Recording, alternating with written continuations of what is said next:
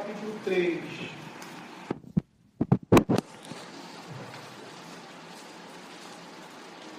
Agora, dos versos 27 a 35. Hoje, a nossa exposição, se for possível, nós falaremos até o verso 31. Tá? Eu vou fazer a leitura de todo o poema. Diz assim: não te furtes a fazer o bem a quem de direito, estando na tua mão poder de fazer. Não digas a teu próximo, vai e volta amanhã, então te darei, se tens agora contigo. Não maquines o mal contra o teu próximo, pois habita junto de ti confiadamente. Jamais pleiteis com alguém sem razão, se não houver feito mal. Não tenhas inveja do homem violento, nem sigas nenhum dos seus caminhos, porque o Senhor abomina o perverso, mas aos retos trata com intimidade. A maldição do Senhor habita na casa do perverso, porém a morada dos justos ele abençoa. Certamente ele escarnecerá dos escarnecedores, mas dá graça aos humildes. Os sábios herdarão a terra, os sábios herdarão honra, mas os loucos tomam sobre si a ignomínia.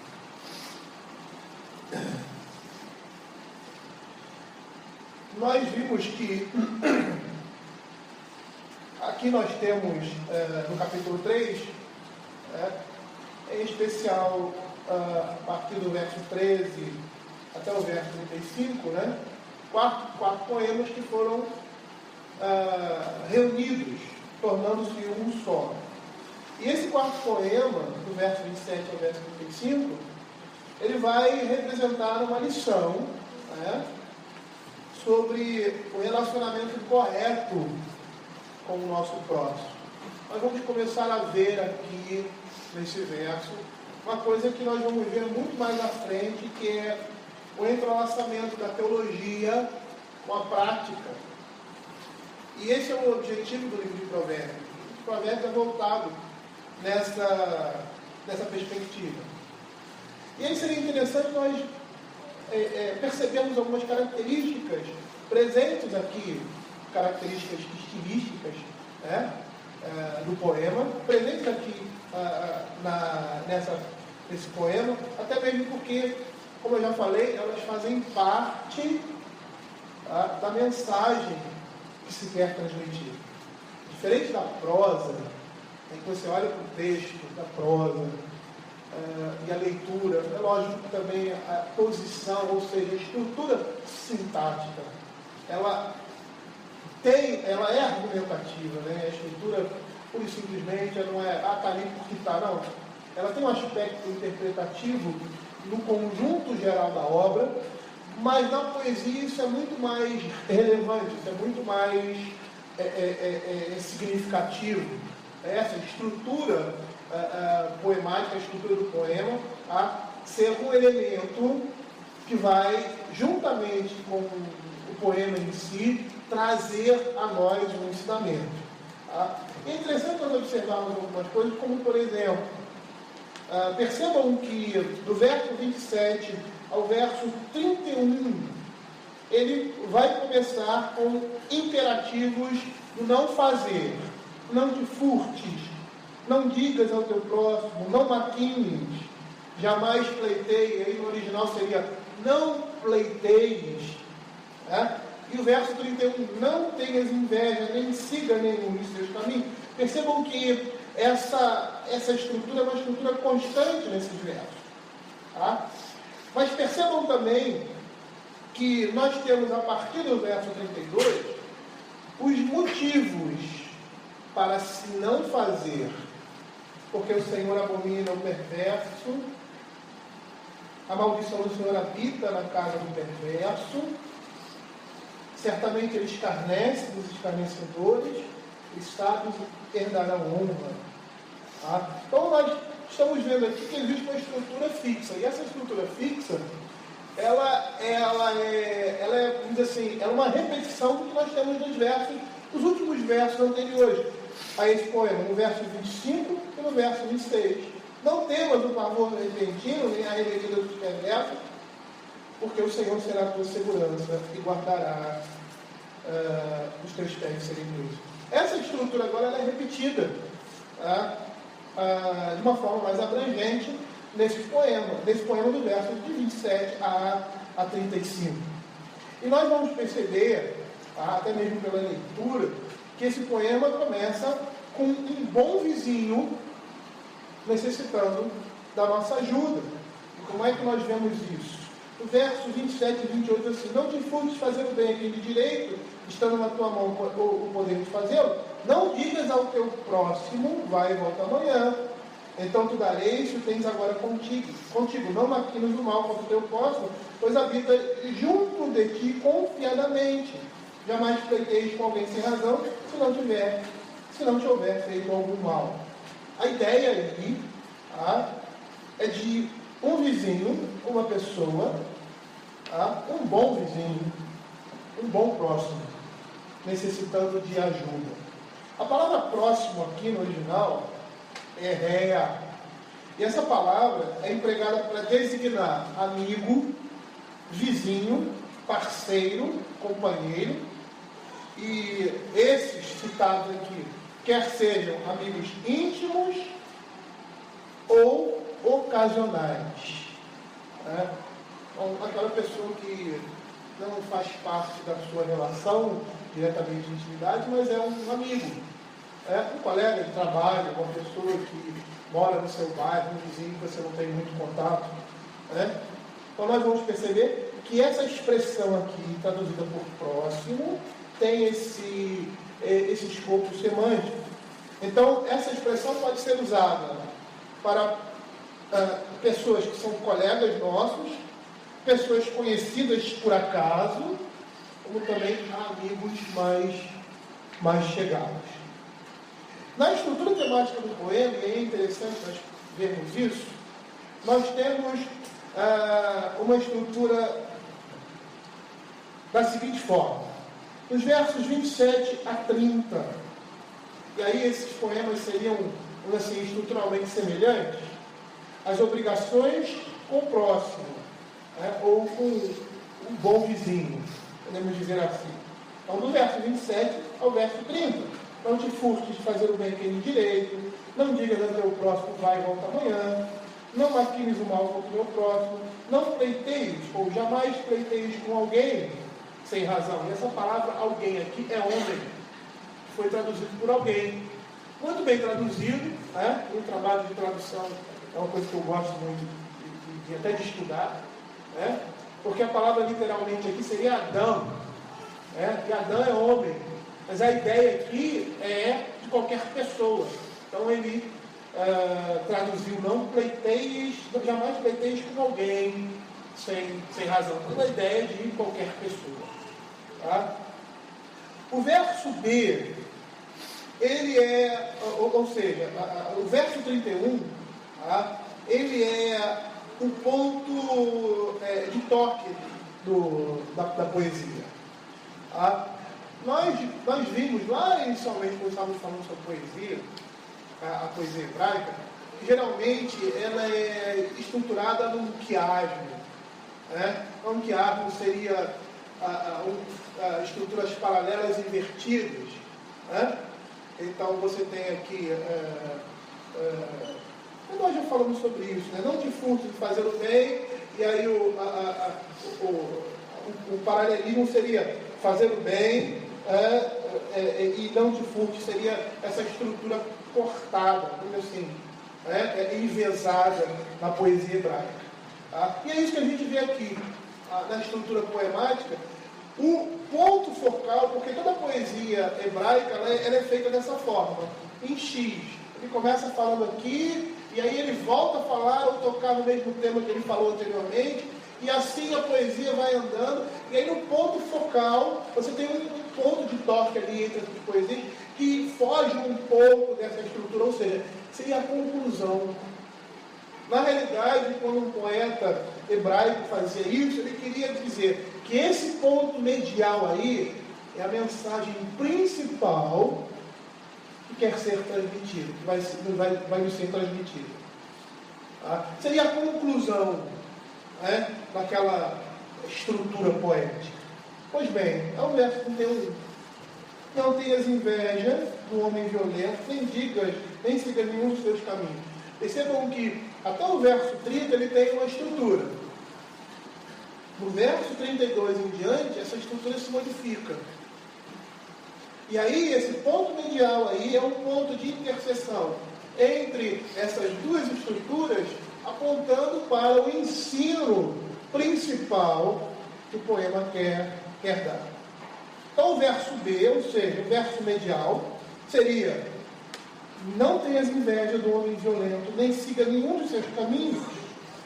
E a partir daí, nós temos a segunda estrutura desse poema, do verso 32 ao verso 35, que são os motivos para se não fazer, ou seja, o argumento para se não fazer.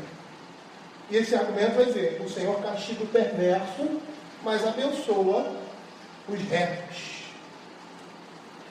E é interessante nós olharmos esse poema, e nós vamos entender, até mesmo que eu estou falando inicialmente aqui com mais profundidade, que aqui nós temos a lição de ser um bom vizinho para com o necessitado, que nós vimos ali do verso 27 ao verso 30. Tá? Esse é o propósito, o ponto de toque aí, para receber a bênção do Senhor e não a sua maldição.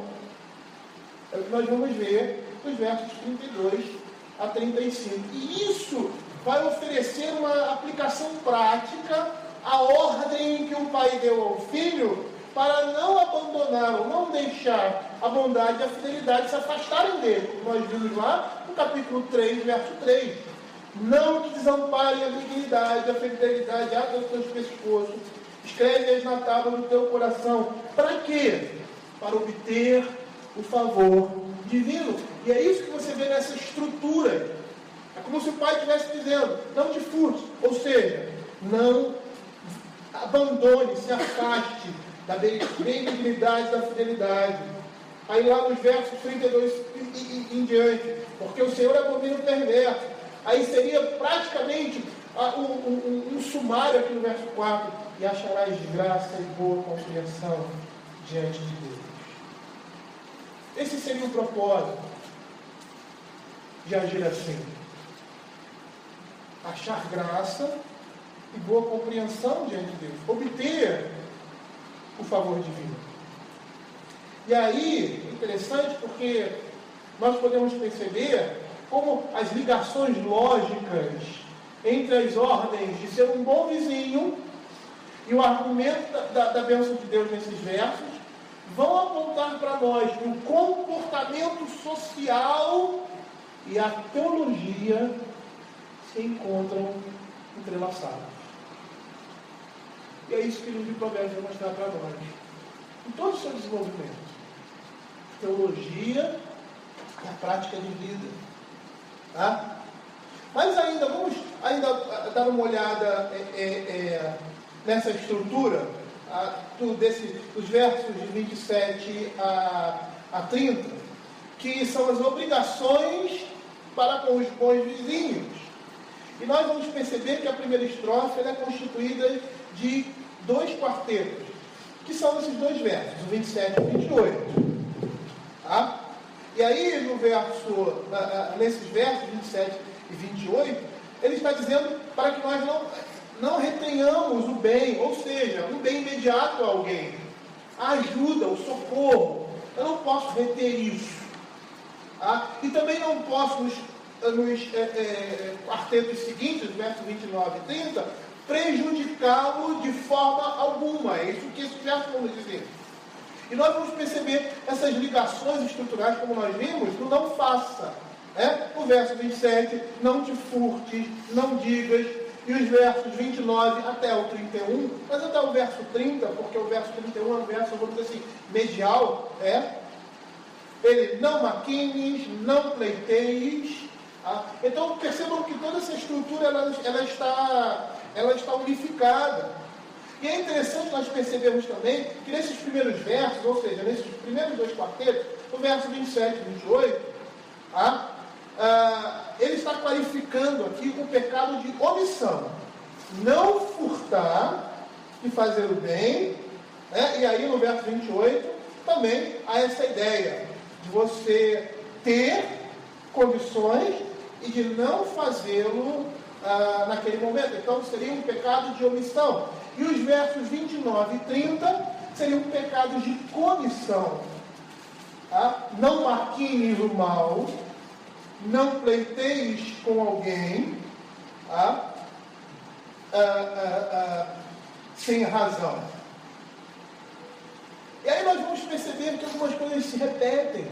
Por exemplo, temos uma repetição aqui nos versos 28 e 29. No verso 28, lá no final do verso, no seu verso B, então tu dareis o tens agora contigo. E ele repete isso. Não maquines o mal contra o teu próximo, pois habita junto de ti confiadamente. E não só isso, né? Mas também, vocês percebam que a ligação entre esses versos também se dá da seguinte forma. O primeiro verso de cada quarteto diz respeito a uma ação. Tá? E o segundo vai dizer respeito a palavras. Olha lá. Não te furtes de fazer o bem, não digas a teu próximo. Não maquines o mal, ação, jamais pleiteie, ou seja, demandar, discutir com palavras. E não só isso, né? Gostaria de mostrar essas riquezas, esse aspecto de gradação na estrutura progressiva do verso. Nós vemos lá no verso 27, ele tá falando de um próximo ocasional, quando ele diz assim, não te furtes a fazer o bem a quem de direito. E aí a gente entende o uso da palavra próximo, como nós vimos anteriormente, que abrange aí uma gama muito grande de significado. Ou seja, o próximo é uma pessoa que ocasionalmente nós encontramos na rua, ou nós nos relacionamos com ele ocasionalmente. O próximo pode ser alguém muito íntimo, como nós vamos ver no verso 28, não digas ao teu próximo, vai e volta amanhã, então te darei, se o tens agora contigo. Para o próximo geral, lá no verso 30, jamais pleiteie com um homem, com alguém, sem razão. Então percebam que, como essa estrutura é interessante. Aqui ele está dizendo o seguinte, quem é meu próximo? É meu próximo. Jesus uma vez fez uma pergunta dessa para o homem e nós vamos ver a resposta que o Senhor Jesus dá. O Senhor Jesus vai dizer que todo aquele que está próximo a nós, aquele que necessita da nossa ajuda, é o nosso próximo.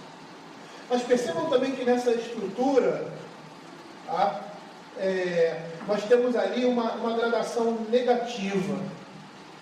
Ou seja, percebam aí, no verso 27, uma injustiça contra o próximo com a retenção da ajuda, verso 27 e 28, passando para a maquinação do mal, verso 29 e 30, culminando no verso 31, com a manifestação de qualquer forma de violência contra o próximo. É interessante essa maneira como o poeta trabalha essas questões aí no texto. E essas coisas falam argumentativamente para nós. Elas trazem uma lição, elas trazem um significado.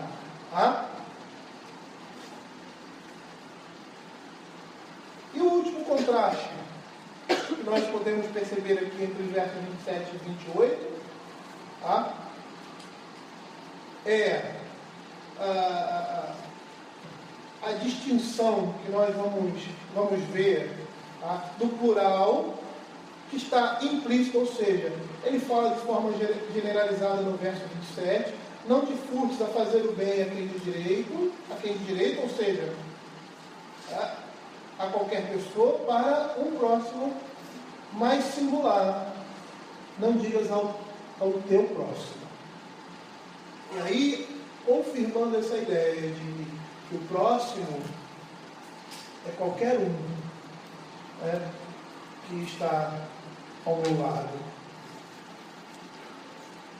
A pessoa que está, é por isso que a palavra está próximo. O próximo é aquele que está próximo.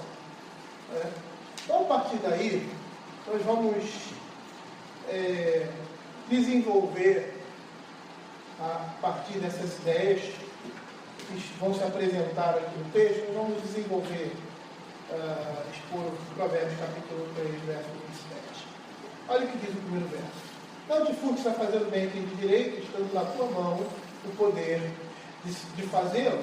E o significado da palavra aqui, furtar, no original seria reter, manter, negar, abster-se, que ele traduziu por furtar. E é interessante porque a maioria das ocorrências desse vocábulo no Velho Testamento, esse vocábulo no original hebraico chama-se maná, ou mana, dá a ideia, deixa implícito que o direito e a autoridade de reter algo pertence em última instância a Deus, ou a um representante, ou seja, aqui, que o direito e a autoridade de reter algo pertence em última instância a Deus. Esses versos eles vão nos dar a entender que o próximo necessita, o nosso próximo ele vai necessitar da nossa bondade, ou seja, do nosso socorro em algumas situações. E que nós, a partir do que nós estamos vendo aqui, eu não sei se vocês fazem essa ligação direto com os 10 mandamentos, e a gente vai perceber que é o não matarás, eles vão mostrar a nossa responsabilidade. Nós temos a responsabilidade de ajudar ao nosso próximo, a pessoa que busca a nossa ajuda naquilo que ela necessita. Essa tradução aqui, furtar, ela é uma tradução muito feliz. Por quê? Porque, na realidade, ao traduzir com essa palavra, o tradutor ele dá a ideia de um direito que pertence a outro, mas que lhe está sendo negado. E essa é a ideia aqui. Essa é a ideia aqui do texto, quando diz assim, literalmente, não mantenha, não retenha, não recuse fazer o bem a quem de direito. Ou seja, a ideia é, ele tem direito ao meu auxílio e à minha ajuda, e se eu não fizer isso, além de estar, e a gente vai ver, matando, eu estarei roubando dele um direito. E aí nós já vemos, estamos observando já 2 mandamentos sendo quebrados. Ele diz, não te furtes o fazer o bem. E a palavra no original é bom. A palavra aí é tov no original. E esse bem aqui, esse bom, ele tem um sentido muito abrangente. Por quê? Porque esse bem ele pode estar se referindo a qualquer objeto como dinheiro. Ou ele pode estar se referindo a uma ação como administração da justiça. Abram aí Lucas capítulo 18, verso 1. Apesar de nesse texto, a pessoa que deveria prestar ajuda, ela tem uma obrigação, além de moral, ela tem uma obrigação civil. Ela inicialmente tenta negar essa ajuda, ou seja, negar fazer o bem a quem de direito. E é a parábola do juiz iníquo. E todos conhecem essa parábola, que diz assim, disse-lhe Jesus uma parábola sobre o dever de orar sempre e nunca esmorecer, que havia um juiz que não temia Deus, nem respeitava homem algum, e havia uma viúva mulher desprotegida na sociedade. Porque não tem marido, não tem ninguém que pleiteasse a causa dela. Então ela era uma pessoa duplamente necessitada pela sua própria situação de viúva e por aquilo que ela iria pleitear. E esse homem, que era um juiz, ele tinha o dever, ele tinha a responsabilidade. E nós vamos perceber aqui que esse dever, essa responsabilidade que a palavra de Deus está nos dizendo, é moral. Nós temos essa obrigação moral, nós somos responsáveis por aquelas pessoas que nos procuram, que estão passando necessidade, seja essa ou qual for, que precisam do nosso auxílio, do nosso socorro, e quando nós negamos isso, nós estamos pecando contra o Senhor e contra essa pessoa, porque é um direito, é isso que a Bíblia vai dizer. Não te furtes de fazer o bem a quem de direito. E esse homem aqui, inicialmente, ele queria se abster dessa responsabilidade, ele queria não fazer. Eu peguei esse texto para dar um exemplo de o que significa esse bem, como uma administração da justiça. Ou, o sentido aqui pode ser qualquer objeto, como dinheiro, pode ser uma ação, ou seja, administrar a justiça, exercer a justiça, ser justo, estabelecer a verdade. Ou uma situação como de uma ajuda física, ou seja, como ferimento, uma pessoa que está ferida, que está machucada, e você pode nem conhecer, é sua responsabilidade. Você tem uma responsabilidade moral diante do Senhor de ajudar aquela pessoa. Lucas capítulo 10, verso 25.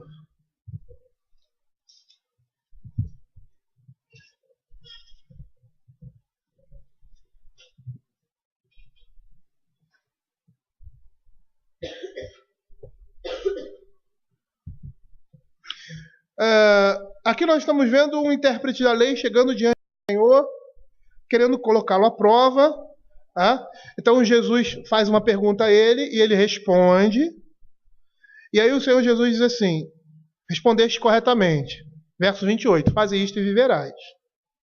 Aí no verso 29, ele querendo justificar-se, perguntou a Jesus: quem é o meu próximo?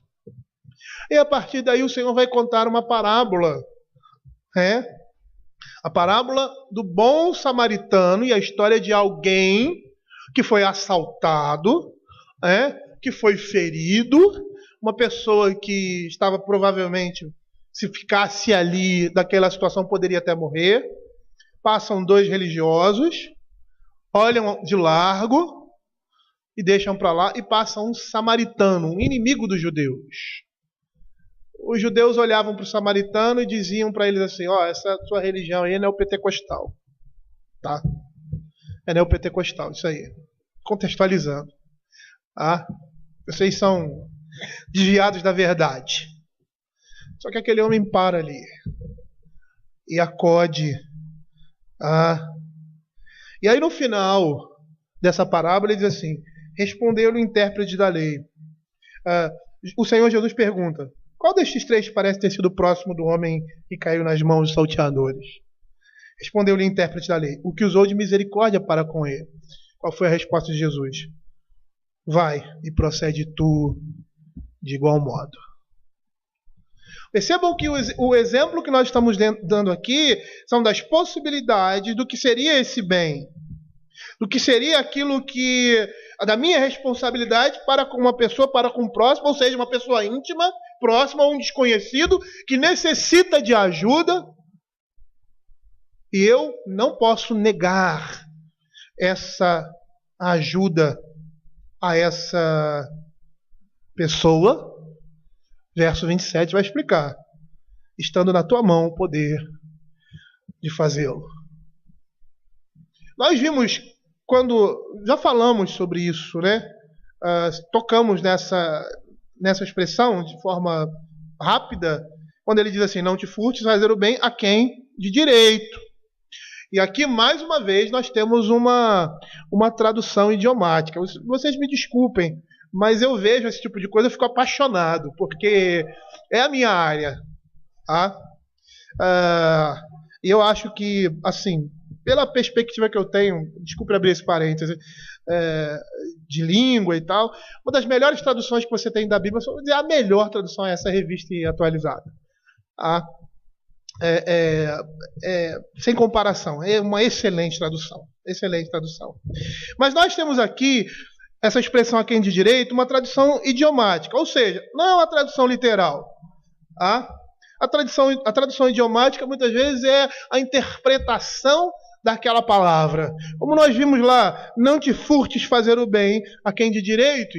E ali ele já deixa claro que é um roubo a você ter o direito de uma pessoa pedir ajuda a você, necessitar de ajuda, e você não fazer isso. Você está lhe roubando, lhe tirando um direito. E a tradução aqui, ela foi primorosa nesse sentido. E mais uma vez nós vemos isso aqui.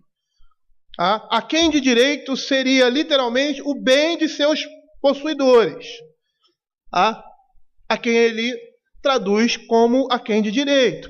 E esses versos, eles nos dizem que esse próximo tem o direito moral à sua assistência, a serem assistidos, ajudados por nós.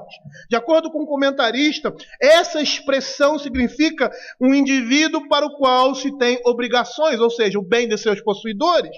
Um indivíduo para o qual se tem obrigações.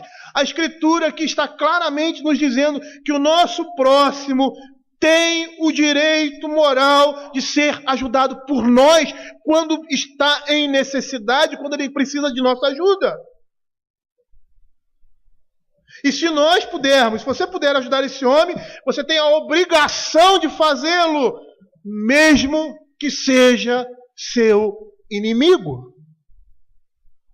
E é isso que Romanos capítulo 12, verso 20 vai dizer. Ele vai dizer assim: pelo contrário, se o teu inimigo tiver fome, dá-lhe de comer.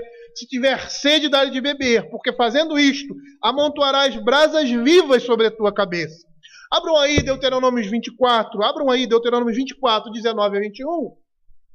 De acordo com esse texto, na providência divina, os agricultores, os ceifeiros, eles tinham de deixar de apanhar aquilo que caía, porque pertencia às pessoas necessitadas, à viúva, ao órfão e ao estrangeiro. Olha o que o texto vai dizer.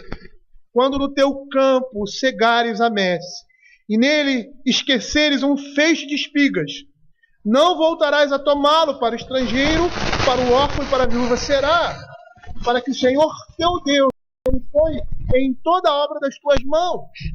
Quando sacudires a tua oliveira, não voltarás a colher o fruto dos ramos para o estrangeiro, para o órfão e para a viúva será. Quando vidimares a tua uva, não tornarás a rebuscá-la, porque para o estrangeiro, para o órfão, para a viúva será o restante. É interessante nós observarmos aqui que a Escritura diz que não tinham o direito legal, ou melhor, esses tinham o direito legal a essa assistência, mas nós vamos perceber que a Escritura também vai falar que não tem direito legal a essa assistência as pessoas mais, alguns tipos de pessoas, que essa assistência é negada. Percebam o que o texto está dizendo aqui. O texto está dizendo o seguinte: eu peco, usando uma linguagem mais objetiva, resumida. Eu peco contra 2 mandamentos. Quando deixo de prestar ajuda a uma pessoa que necessita. O primeiro, muito claro, não furtarás. Eu estou furtando um direito de alguém. O segundo, mais implícito, não matarás. Porque você está deixando de contribuir para a preservação do bem-estar físico e da vida de alguém. Então a Escritura vai dizer: todo aquele que chegar a você, seu próximo, seu vizinho, uma pessoa na rua que você não conhece, que está passando dificuldade, precisa de uma ajuda, de uma carona, sei lá o quê, de você levar no médico, até mesmo precisa da sua contribuição financeira, que você ajude financeiramente. Você tem a responsabilidade moral diante do Senhor de ajudar, se isso estiver dentro das suas possibilidades. Eu não estou falando dessas pessoas que passam na rua aí pedindo, esses pedintes profissionais. A Escritura não vai dizer, a gente vai ver isso. Não, por quê? Porque nós estamos alimentando a preguiça, a negligência e a sem-vergonhice. Só para tirar isso da cabeça dos irmãos, que aí você, todo sinal que eu parar e alguém me pedir dinheiro, eu tenho que dar. Não é assim. Vamos perceber que a Escritura está falando isso claramente. Mas nós vamos ver também que a Escritura nega esse benefício. As pessoas não têm direito a isso. Pessoas mais. Quem são essas pessoas? Preguiçoso. Provérbios capítulo 19, verso 24. Olha o que diz o texto. O preguiçoso mete a mão no prato e não quer ter o trabalho de levar à boca. Se nós compararmos esse texto de Provérbios com Tessalonicenses, 2 Tessalonicenses, capítulo 3, verso 10 e 11, nós vamos ver o que a Escritura está dizendo. Ela diz assim: porque ainda convosco vos ordenamos isto, se alguém não quer trabalhar, também não coma. A eles, porém, determinamos e exortamos no Senhor Jesus, que trabalhando tranquilamente comam o seu próprio pão. Então a Escritura nega esse direito aos preguiçosos. Os preguiçosos não têm direito a esse benefício da nossa parte. O segundo indivíduo, o sanguessuga. Provérbios capítulo 30, verso 15. Nos seus primeiros versos. É interessante que ele vai falar de determinadas coisas que nunca cessam. Ele diz assim: a sanguessuga tem 2 filhas, a saber, dá e dá. E o sanguessuga é o indivíduo que explora outro, pedindo favores ou dinheiro. Ele é um aproveitador. A esses nós devemos negar ajuda e auxílio. E ao servo mal acostumado. Provérbios 29, 21, que diz assim: se alguém amimar o escravo desde a infância, por fim, ele quererá ser filho. Então nós vamos perceber que algumas pessoas, ou seja, as pessoas mais como essas, estão fora desse mandamento. E que se nós contrariarmos a palavra de Deus e formos solícitos com esse tipo de pessoa, nós estamos pecando também contra esse mandamento. Em especial, não furtarás. E aí ele diz: não te furtes fazer o bem a quem direito, estando na tua mão o poder de fazê-lo. Essa segunda parte vai qualificar a admoestação. Não é? Ou seja, vai restringi-la. Em que situação? Na situação em que eu posso ajudar. Eu posso ajudar, eu vou ajudar. Eu posso socorrer, eu vou socorrer. Mas eu não posso fazer isso se eu não tenho poder para fazê-lo. Por quê? Porque a Escritura vai dizer, ou melhor, vai ordenar ou não ordenar que o fiel dê aquilo que não tem. A Escritura vai dizer que nós não podemos fazer isso. Abra o 2 Coríntios capítulo 8, verso 12. E ali o contexto era um contexto de... a igreja judaica estava passando necessidade. E as igrejas daquela região estavam querendo ajudar. E Paulo vai dizer que eles ajudaram até acima das suas possibilidades. Ele vai dizer assim: porque se há boa vontade, será aceito conforme o que o homem tem, e não segundo o que ele não tem. Gálatas capítulo 6, verso 10.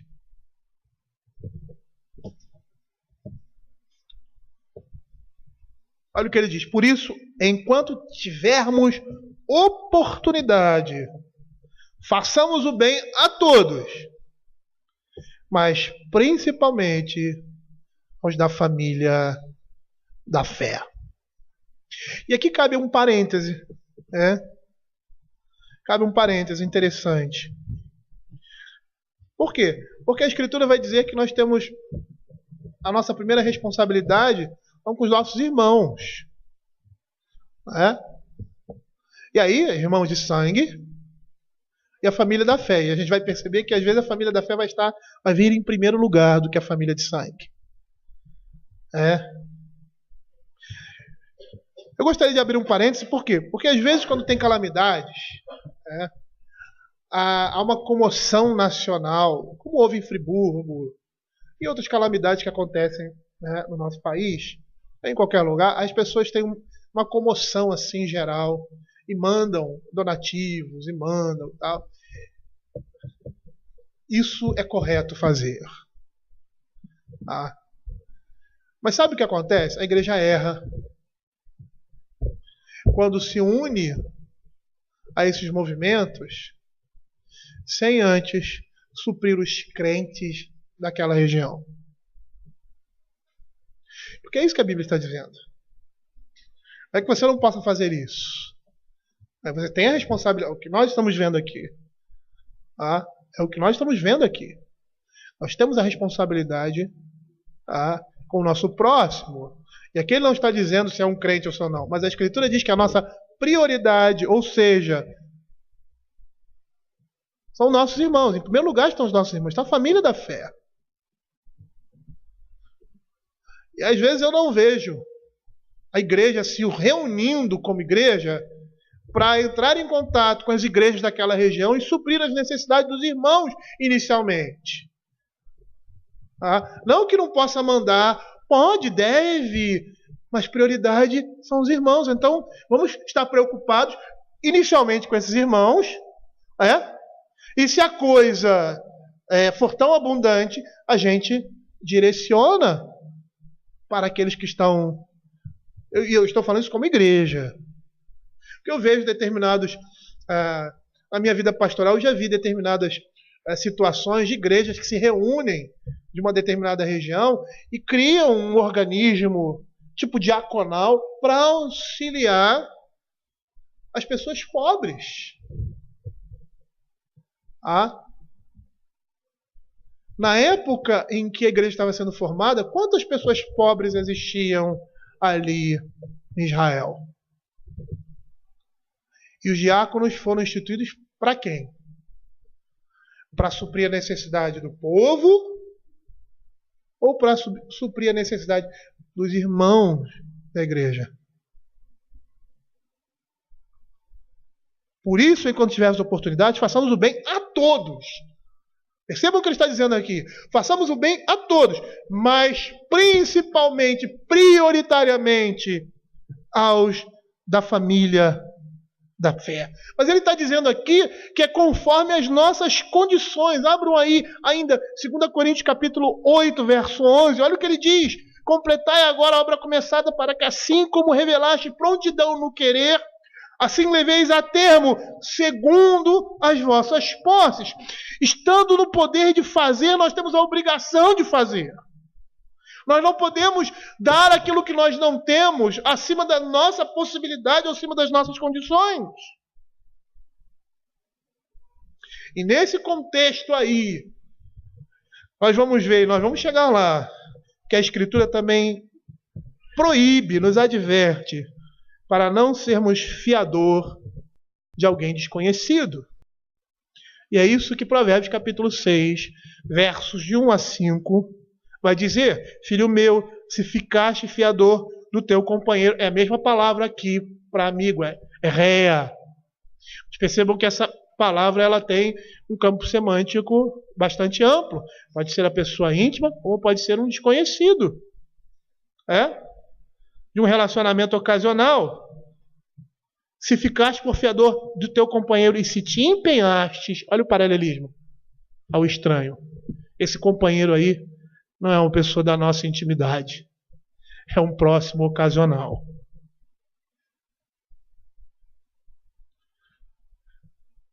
A gente poderia fechar esse verso resumindo da seguinte forma: Pecamos contra Deus e contra o nosso próximo quando deixamos de ajudar alguém que necessita de nosso auxílio, quando nós temos o poder de fazer.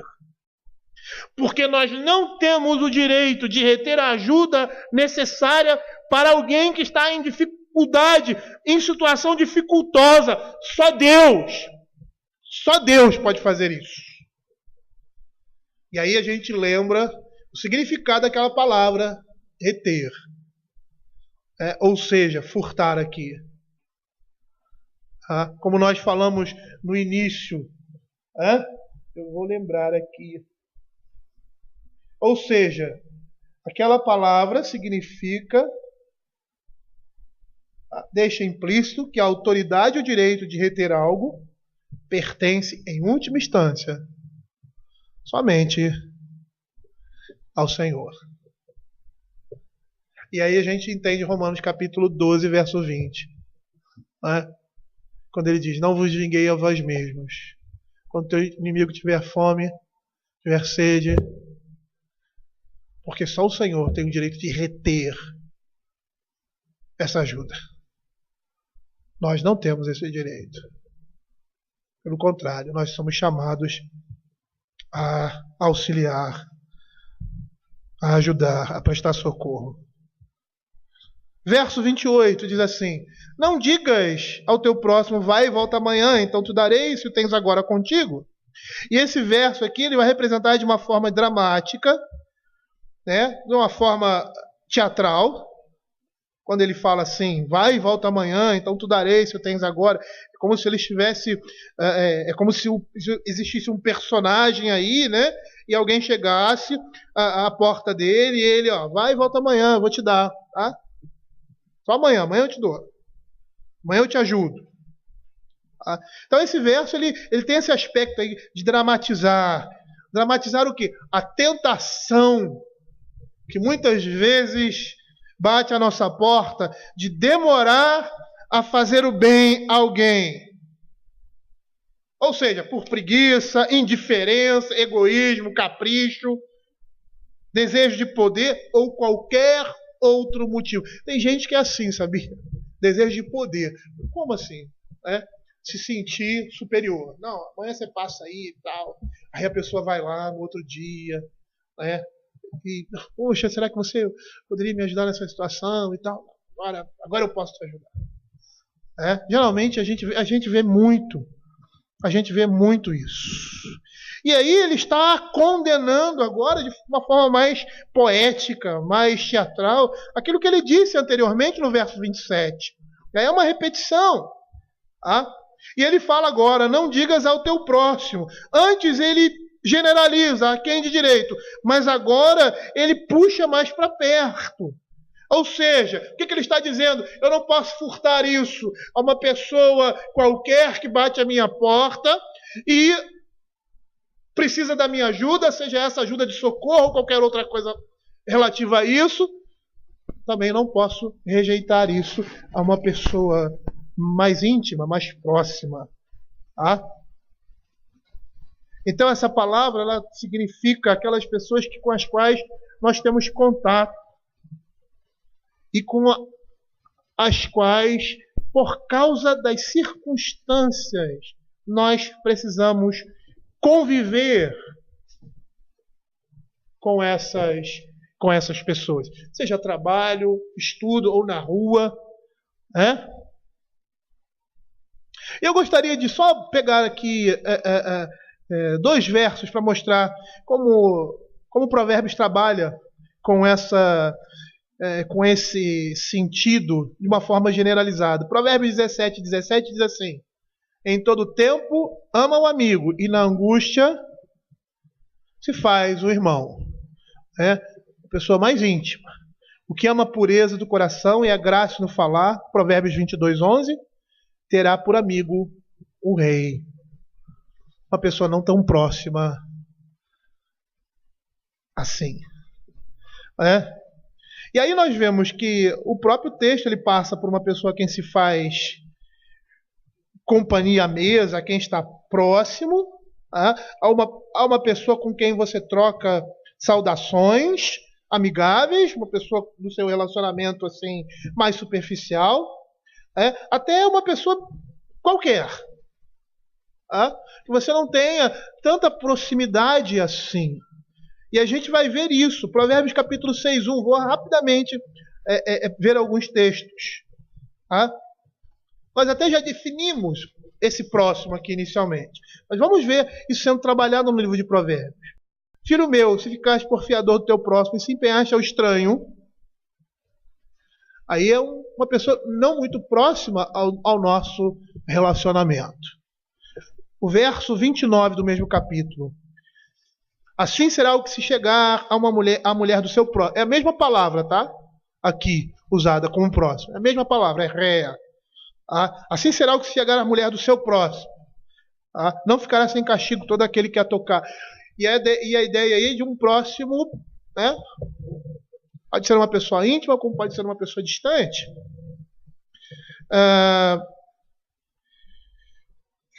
Provérbios 11, 9 e 12. Olha o que ele diz. O ímpio com a boca destrói o próximo, mas os justos são libertados pelo conhecimento. O que despreza ao próximo é falta de senso, mas o homem prudente, esse se cala. Provérbios capítulo 18, verso 17. O que começa o pleito parece justo, até que vem outro e o examina. Essa palavra outro aí é a mesma que tem aqui, réia, amigo, próximo, porque essa é a ideia. Então percebam aí que o espectro de próximo, ele é muito abrangente. E a gente vê claramente, abram Lucas capítulo 10, verso de 29 a 37, o Senhor definindo como nosso próximo alguém como quem nos deparamos e que se encontra necessitado de ajuda. Aquele samaritano ali não conhecia aquele homem, era um desconhecido, mas naquele momento ali ele se torna o seu próximo. Por quê? Porque necessita de ajuda, ele está ali próximo a ele, então ele necessita de ajuda. Essa palavra próximo mata qualquer questão. Ele tornou-se o seu próximo, porque ele passa a existir na vida daquele homem com uma necessidade. Olha o que o texto diz, do 29 ao 37. Deixa eu abrir aqui Lucas capítulo 10. Ele, porém, querendo justificar-se, perguntou a Jesus: quem é o meu próximo? Jesus prosseguiu dizendo: certo homem descia de Jerusalém para Jericó e veio a cair em mão de salteadores, os quais, depois de tudo lhe roubarem e lhe causarem muitos ferimentos, retiraram-se, deixando-o semi-morto. Qual destes três, lá no verso 37, 36, sacerdote, levita, um samaritano, porque essa é a ordem, qual desses três parece ter sido próximo do homem que caiu nas mãos dos salteadores? Respondeu-lhe, verso 37, o intérprete da lei, o que usou de misericórdia para com ele. Então lhe disse: vai e procede tu de igual modo. E assim o Senhor Jesus definiu de forma muito clara quem era o nosso próximo. Mas olha o que ele diz: vai e volta amanhã. E dessa forma, como nós falamos anteriormente, dessa forma dramática ou teatral, olha que interessante. Dessa forma polida, bonita, ele está retendo benefícios de uma forma complacente. Ele está demonstrando uma falsa misericórdia, usando esse tipo de expressão, dando esse tipo de desculpa. Eu sou um cara bom, misericordioso, eu sei que você está, eu vou te ajudar, volta amanhã. É uma falsa misericórdia.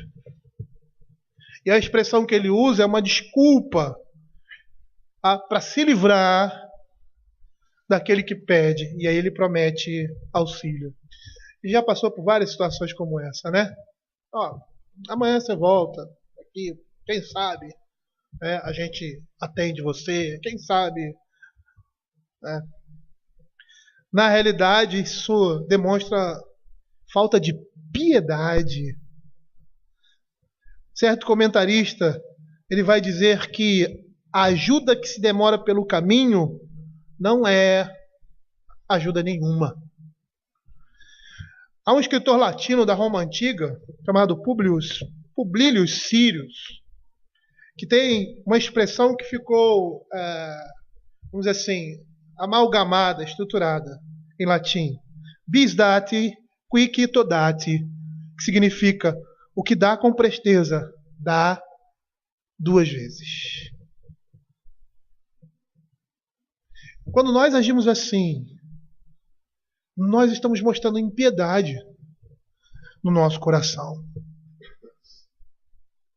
Porque como o próprio texto diz, ele diz assim, não digas ao teu próximo, vai voltar amanhã, então tu darei, se o tens agora contigo. E esse verso, se o tens agora contigo, ele reforça, ou seja, ele se une à mesma linguagem do verso 27, quando ele diz assim, a quem, estando na tua mão, o poder de fazê-lo. Esses dois versos estão intimamente ligados.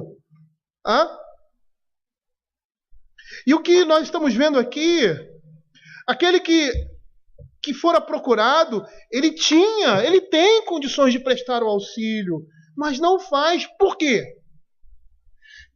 Por quê? Porque quando alguma pessoa está necessitada, a gente não recorre, ou melhor, não acode. O apóstolo Paulo, a Escritura vai dizer que nós devemos estar prontos a repartir. Ou seja, dispostos, com vontade, com o desejo de socorrer as pessoas. Alegres. E às vezes, isso não é uma realidade na nossa vida. Olha o que a palavra de Deus fala. Abram aí 1 Timóteo capítulo 6, verso 18.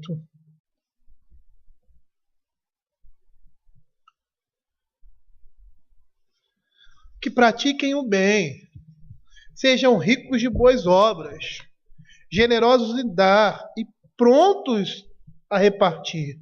Agora passe para Tito, capítulo 3, verso 1. Olha o que a Escritura diz. Lembra-lhes que se sujeitem aos que governam, às autoridades, sejam obedientes, estejam prontos para toda boa obra. Agora compara esse texto com 2 Coríntios capítulo 8, verso 10.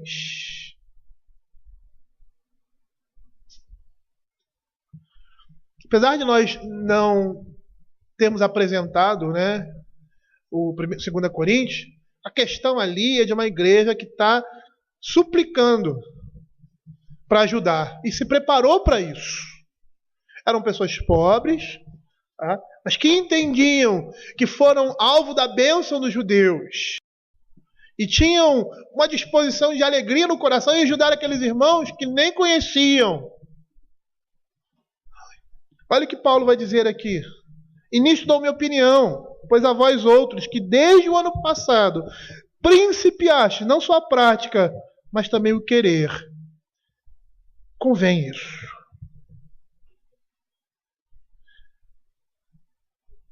Que sentimento é esse?